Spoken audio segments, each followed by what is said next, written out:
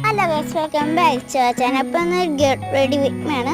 എന്താ വെച്ചാൽ ഇന്ന് ഈ ശ്രീകൃഷ്ണ ജയന്തിയുണ്ട്. എൻ്റെ ഇവിടെ എന്താ കൃഷ്ണനും രാധയൊക്കെ പോകുന്നുണ്ട്. അപ്പോൾ അത് ഈ ഡ്രസ്സ് നിങ്ങൾക്കറിയോ, അത് മീഷോന്ന് വാങ്ങിച്ചാണ്. അപ്പോൾ ഇതിൻ്റെ ഒരു അൺബോക്സിങ് വീഡിയോ ഇട്ടിട്ടുണ്ട്. ഞാൻ എന്തിന് രാധ ആദ്യമെന്ന് വെച്ചാൽ എൻ്റെ അപ്പാപ്പ മരിച്ചതുകൊണ്ടാണ്.